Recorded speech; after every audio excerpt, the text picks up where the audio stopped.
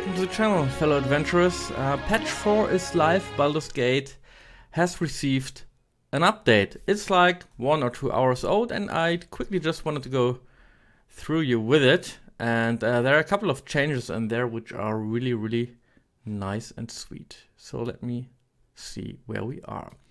So eventually it has over 1,000 fixes. Do not worry, we're not going to all of them, just to the majority, to the major ones. They're full of tweaks and changes, and once again, this patch introduces like a setting for colorblind people. It allows for visual customization of hirelings, which is really, really cool, and no more extreme makeover, so Faerun edition. So also in this update there is an accessibility tab that will allow you to choose between several stages or different side issues if you have problems with your eyes. So it will apply to any character outlined in circles, character map markers, frame portraits and such. So people who have issues with colors and a related site can now differentiate between friends, foes, and help to navigate. It will help to navigate the combat. So here is basically an example of how that's going to look. If you don't have any of those issues or the illness, you will not recognize a big difference. Well, you will recognize a difference, but for them it really makes an impact. So it's also really cool because Larian is really listening to their users, so to their player base, let's say it like this. And it is like, here again, we continue to work on further fixes, features, and updates. So if you have any issues, please reach to our support team. Thank you for playing Baldurs Gate 3. Possibly, if not already, the best game in 2023. And it sets the bar really high. Let's take a look on the highlights. So you can now dismiss dead avatars to Withers, Wardrobe. So Withers will now also explain how the wardrobe works. You can now customize hirelings' appearance when recruiting them. That's actually pretty cool. So they brought in the nice mirror, so you can change your outfit, can change your hair type and such. Maybe even make it part of your narrative if you're playing really narratively. And that's pretty cool. And for example, I'm currently starting a Dark Urge playthrough, like really, really as evil as I can go, and that will cost me a lot of potential party members. However, I have another playthrough also on this channel, which is kind of normal-ish with a cleric, so you get to enjoy all of the storylines, all of the characters, no one is gonna leave your party and stuff like this. But if you should decide on playing pure evil, you will have to pay off with possible allies. So people will leave your party, good people will leave your party, and it's kind of hard. You can, for example, if you play a paladin, yeah, you can get Mentara in, but she's also a paladin, so you might want to differentiate a bit, and I'm going to use this heavily in my playthrough, which you can also see here on the channel, to get at least 1 or 2 hirelings. I want to play a paladin and the shadow monk, even though I played a monk already, but I want to display him in the playthrough on the channel, and I want to actually, I think the monk you can get with the hirelings is the Githyanki. He looks like really strange, like he got beaten up before. So I'm gonna make use of this, and you can actually make now a custom party. I hope you can change the name as well. So the colorblind mode, we've just talked about that, and now let's come into gameplay. So they refined Scratch fetch behavior. He will now fetch pretty much everything.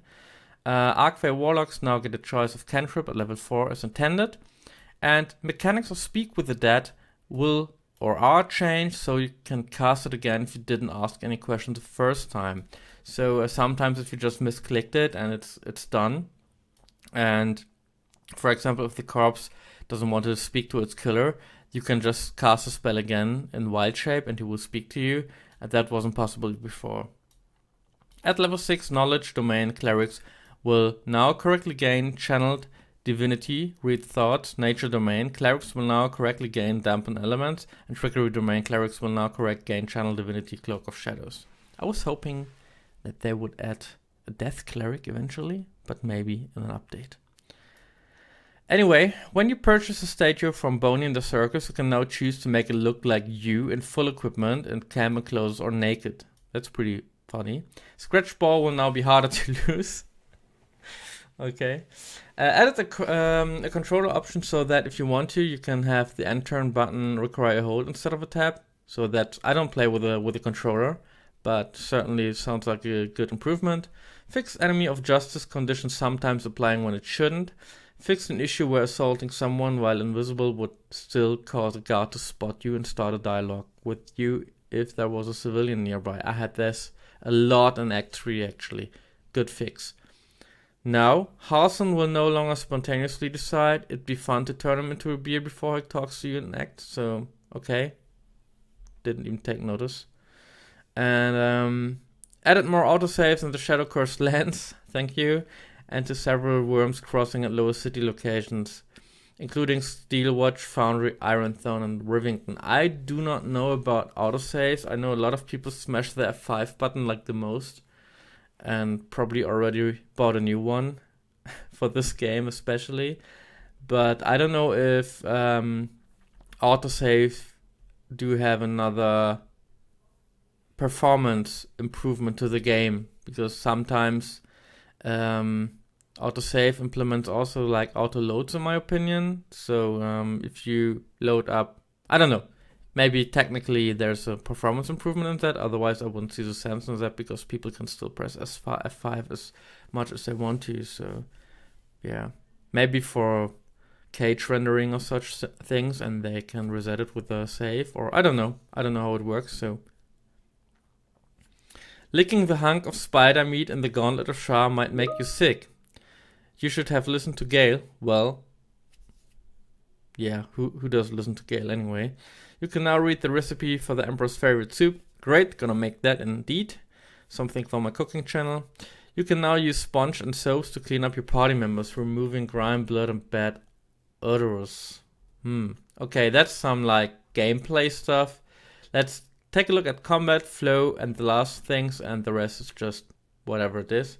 I think this is spoilers here. Okay, nice. So I will read that. So anyway. So we had Cazador suddenly remembered he can turn into a mist and fly. So he will no longer give up the ghost if he falls into a chasm. Good. Fixed an inconsistent issue where the enemies wouldn't do anything during combat except dash and move. I had that once. Was weird. Fixed some NPCs being able to shoot through floors and ceilings. They've said they will play fair. Okay. And now for the flow. We've told Mole to be more polite and thank you if you served Merkin from the Harpies. This will close up the quest correctly. Okay. A better multiplayer report for the post-celebration night in Act 1. Now all avatars can choose which companion they want to get jiggy with. Don't bother. Lizelle was having trouble getting over Act 1 and 2. She will no longer make certain comments in Act 3 as though you're still in the earlier stage of your adventure. I understand, yes. Blocked some quest updates for Jaheira's quest when you skip certain parts to avoid big reveals. The girl will now support in the endgame if their questline was peacefully resolved in Cazador's lair. Interesting. Good help. If Avatar Gale or a TAF with Gale, as a recruited companion is nearby to witness the elder brand in the colony, and they will be preferred as active speaker in the dialogue Gale's origin moment. Added a new dialogue options for Minsk where he learns about the connection between Dark Urge and Gortash. I hope I'm gonna experience that, because I'm gonna play Dark Urge. Now Connor will disappear if Marina decides to destroy the Hagwand in Act 3. You can also talk to him if you resurrect him with the wand. Oh, we couldn't do that before. Interesting. Jenna now correctly returns to camp after companion is abducted. Gale should no longer complain about you making a deal with Raphael if you haven't. Tweak the color of the position mind reading to distinguish potions of healing. Animation, some details here, I'm not going to into that. UI, Karlach will now feel more alive rather than just standing there doing nothing, okay. UI, so your user interface basically, you can now customize which solution is selected in the second slot for the alchemy panel. Added map markers for the characters want to talk to you. Added unique map icons for Magic Mirror and Wither's Wardrobe. Okay, that's interesting because people started searching it in the camp because each camp is different, right? Improved the skills section of the character sheet. Added icons for individual skills, adding stats to indicate proficiency and expertise in certain skills, and improved skills tooltips. That's a really good improvement. And now combat rounds are now displayed under separate headings in the combat log, so it's easier to distinguish when things happen, and that is a really, really good addition. And that's it for now, I think. Let's take a look at the full patch notes, but I think they're gonna blow us away. Yeah, the hotfix, other hotfix, like pretty much every month there's another hotfix. So I'm just quickly putting in the Baldurs Gate page. Let's see. But I think it's too much. Crashes and blockers have been fixed. Yeah. So let's see. I will add you this.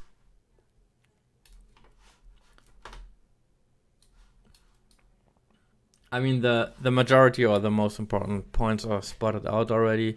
So several crashes have been fixed. Combat imbalance, some across acts. That's just some really interesting things here. So minor issues actually. Act 3. Yeah, Act 3 is such a thing. Oh, they also buffed all the allies. Act 3 it feels unready. If you've played the game so far, I don't want to spoiler. Act 1 is great, Act 2 is great, Act 1.5 is great, and then you come into Act 3 and it's kind of, well, that's the point of cities, right? It's structureless. So Baldur's Gate is a city without real structure to it seems. And so is the quest line really bloated up, and it kind of feels that they rushed the game at the end and they didn't really go into performance issues and more structure, and some parts of the cities are not available, and it feels like really rushed. And the performance, I have a pretty much high NPC, but so to speak, but the performance, you can feel it in Act 3, and it's all a bit slobby. And yeah, sometimes I did a couple of playthroughs where I played Act 2 and then just ended in Act 3, and basically if you compare the changes they made to Act 1, it's like, what, 8, I don't know. Act 2 are maybe 15, and Act 3 it's like uncountable almost. So this is actually really representative for Act 3. So I think there's a lot to do still, and there's also, I don't know if they're going to work on that on the back end, but the Act 3 is performing really, really bad compared to the other acts, but that's in regard to all the NPCs you have there and the really huge areas. So I don't know how they're gonna fix this, but yeah. Yeah, controller issues fixed. Maybe if some of you prefer, if you are on an Xbox or PlayStation, obviously you have a controller, but are there people amongst you who actually play this game on a PC with a controller? And let me know how it is. I would, if I get positive feedback, I'm gonna try it, but for now I can't imagine playing this game with a controller on a PC. So those are a couple gameplay issues here again. Act 1, that's a lot. Act 2, a bit more, and Act 3, again, a lot more. When you read this, be careful. You can find it on the Baldur's Gate 3 game patch site, but also in Steam. So anyway, here we have performance and options. Yeah, performance improvements and optimizations across the game. Obviously, that's good. Fix HDR sliders, it's okay. Optimize the lighting in the lower city. That's also possibly helping to optimization performance-wise. So if you have easier light settings, easy in terms of rendering, so you might sell it as a creative choice, but it's possibly a technical choice to improve the performance. Improve the general performance of the UI, that's pretty nice. Improved loading times after choosing to venture forth, that's nice.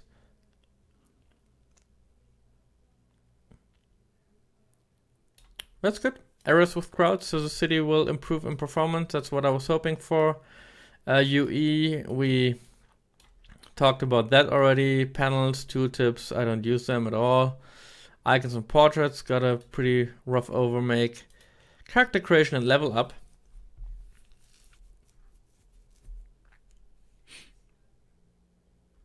It's some minor issues only. Control and split screen. Oh no, I don't want to play this on split screen, but glad they work on that as well. So they moved the magic mirrors. Did some minor visual improvements. And moved a couple of objects. Yeah, I said that in one of my playthroughs already. I find it... I mean, it's part of the BG series that you play it and the opponents are always on the same time, at the same spot, and the chests are always the same, and you find the same items on the same spots every playthrough. I would love to have at least some random chests or at least some random item deployment-ish, even though that's then possibly really hard to balance, but I would love a bit of randomness here and there because, yeah, in every playthrough, I think, at least it was like that in Baldur's Gate 1 and 2, and I've had the experience in Baldur's Gate 3. Maybe I'm wrong or it's accidentally, but I have the feeling in every chest or in every crate, it's always the same in there in every playthrough. Map markers were added, map issues were fixed. Art is okay, that's a lot of improvements here, and some animation improvements as well. So that's animation, lighting, and all that pretty goes in hand with performance. So I think they all made that. So they cared about graphic glitches, but also in the sense of improve the performance. Sound fixes, visual effects. Writing,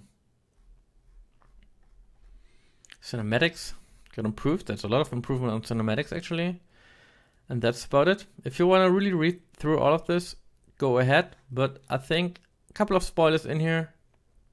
I really can tell that I do like the fact that they are going to do performance issues. I like that they help colorblind people and those who have issues with those, and that they added actually a bit of gameplay and user interface improvements that was necessary in my opinion. And amazingly, you can change your hirelings right now, because that actually kept me from using them because I found them all ugly. I have a certain style to it I want to have in my party, and they just didn't fit until now. And especially in my Dark Urge playthrough, which will start here on the channel, so make sure to like and subscribe to not lose out on my super evil playthrough. And a small spoiler, it will be my main character, my Tef, will be someone you might recognize from Baldur's Gate 1 or 2. Not a complete revival, maybe he's the son, so I play a male character, but you will recognize him. So I'm gonna use the hireling changes 100%, sure. And yeah, that's about it. Nice Larian, doing a pretty good job on this game so far. I personally haven't gone into modding yet because modding kind of destroyed Baldur's Gate 2 for me, so I'm a bit careful with that. I will do my Dark Urge playthrough, and then if I'm still not tired of the game after beating it 5 times and starting about 10 playthroughs, most of them reached Act 2 or 3, so if I'm then not tired about the game, I will certainly use mods, but before that I'm just gonna enjoy it as it is. So, dear people, whatever time it is for you right now, I hope you have a wonderful rest of the day. And yeah, if you like this, just I would be happy to receive a like, subscribe, also critique in the section below. I want to improve and make this channel grow. I'm really small, but you can help me out if you like it, and let me know what you think about the new patch and Baldur's Gate in general. See you soon.